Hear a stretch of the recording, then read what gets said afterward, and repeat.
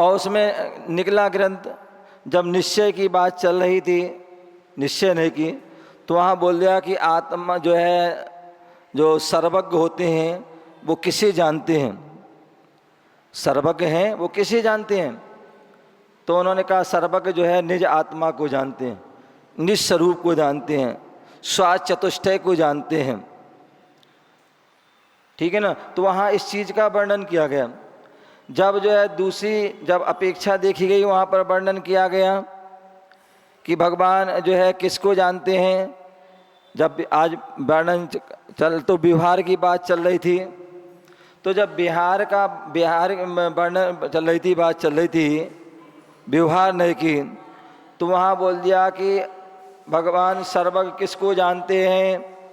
तो बोले सर्वज्ञ जो हैं वो किसको जानते हैं। तो बोले सर्वज्ञ जो हैं तीन लोक को जानते हैं, तीन लोक के चराचर पदार्थ को जानते हैं, निज आत्मा को नहीं जानते हैं, ऐसा कह दिया। तो अब कोई कहे कि अब आपने यहाँ ऐसी कहा, यहाँ ऐसा कहा, अब कौन सी बात सही है, कौन सी बात सही है। फिर तीसरी जगह उन्होंने कह दिया कि जो है सर्वज्ञ तीन लोक को भी जानते हैं और निज स्वरूप को भी जानते हैं। तीन बात कह दी। तो अब कौन सी सही है, कौन सी सही है। तो जैन धर्म कहता है अपेक्षा से तीनों सही हैं। क्या अपेक्षा से तीनों सही हैं। जहाँ पर जो है निश्चय का वर्णन चल रहा है, तो निश्चय की अपेक्षा से वो अपनी निज स्वरूप को, निज आत्मा को ही जानते हैं और किसी को नहीं जानते हैं।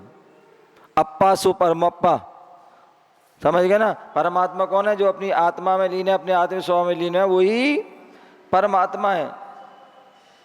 लेकिन जब व्यवहार का कथन करते हैं, व्यवहार का कथन करते हैं, तो क्या बोल दिया। तो बोल दिया जैसे मैंने एक दिन उदाहरण दिया था, आपके घर में क्या है, घी का घड़ा रखा है। क्या रखा है, घी का घड़ा रखा है। बहुत सारे घड़े रखे थे और आपने क्या कहा, बेटा घी का घड़ा उठा के ले आओ। अब जो आजकल के जो बच्चे हैं ना, पढ़े लिखे हैं, एडवांस हैं, कंप्यूटर मांड हैं, हाजिर जवाब हैं, यदि उन्हें कुछ वास्तविक थोड़ा सोचते हैं, समझते हैं, बोले मम्मी कैसी है, क्या मम्मी कैसी है, बोले कि घी का बड़ा घड़ा ले आओ। घी का कौन सा घड़ा होता है, घी का घड़ा कौन सा होता है। कभी घी का घड़ा देखा बेटा तुमने। खड़े हो जाओ, खड़े हो जाओ। चश्मिश बहन, क्या नाम तुम्हारा। घी का घड़ा देखा है, किसका होता घड़ा है।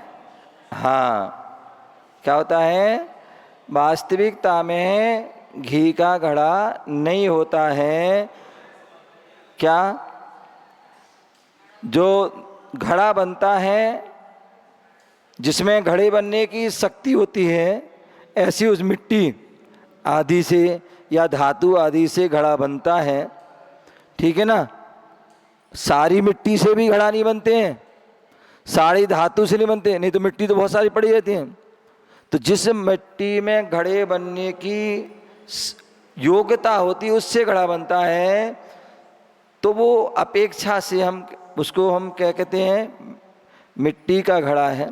और फिर उसमें जो है घी रखा जाता है। क्या, घी रखा जाता है। इस अपेक्षा से हम क्या कह देते हैं कि घी का घड़ा लाओ। ठीक है ना। तो अपेक्षा लग जाती है तो वो घी का घड़ा भी हो जाता है। अथवा बोले पानी का जग लाओ, बैठ जाओ। क्या, चश्मिश बहन तुम भी खड़े हो जाओ। मम्मी ने कहा बेटा पानी का जग लाओ, तो क्या करोगे तुम? है स्टील का। तो ध्यान रखिए, वो स्टील भी जो है, स्टील आदि जो भी धातु है, उस धातु भी उस बनने में उसमें जो जग बनने की शक्ति थी जो बनी है, तो इसलिए अपेक्षा से वो स्टील का भी है। दूसरी बात जो है, उसमें पानी रखा है। क्या रखा है? पानी रखा है। तो इस अपेक्षा से हम उसको बोल देते हैं पानी का घड़ा लाओ। तो वो भी बात सही है और वो भी बात सही है। तो इस काम है। तो कहने का तात्पर्य जो है, उसी प्रकार यदि वो कह रहे हैं कि निज आत्मा को जानते हैं तो निश्चय से जानते हैं, तो इसका मतलब व्यवहार समाप्त नहीं हो गया। व्यवहार है, लेकिन व्यवहार को गौण कर दिया गया है। अर्पिता नर्पित सिद्धि, तत्वार सूत्र में ऐसा सूत्र है, एक चीज को यदि मुख्य करते हैं तो दूसरी गौण हो जाती है। उसका अभाव नहीं है, अभी सद्भाव है, लेकिन उसको गौण कर दिया। जब दूसरी को हम दूसरी वस्तु को हम क्या करते हैं, मुख्य कर देते हैं, तो पहली का अभाव। तो इसलिए जब यदि हम निश्चय की बात कर रहे हैं तो वह कौन सी जो व्यवहार है वो उसको गौण कर दिया जाता है। तो इसलिए यदि हम निश्चय से बात करें, आत्मा भगवान जो है निश्चय से आत्मा को जानते हैं, अपने आप को जानते हैं, तो वो निश्चय से हैं। और जब कहते हैं कि जो है भगवान तीनों लोक को जानते हैं, तो वह व्यवहार का कथन है, उसमें निश्चय गुण है। और जब हम क्या कहते हैं कि जब भगवान निज और पर का कथन करते हैं, तो वहाँ पर भी जो है उभय वाक्य होता है, तो ऐसे उसको भी अपेक्षा से कह देते हैं। तो इस प्रकार से जो है हमारे उसको जानना चाहिए कि जो अणुव्रत हैं वो भी अपेक्षा से, छोटा सा व्रत है वो भी अणुवृत्ति है, और जो 12 व्रतों का पालन कर रहा है तो वो भी अणुवृत्ति होता है। ऐसा हमें उसको जानना चाहिए। ओम नमः सिद्धेभ्याम।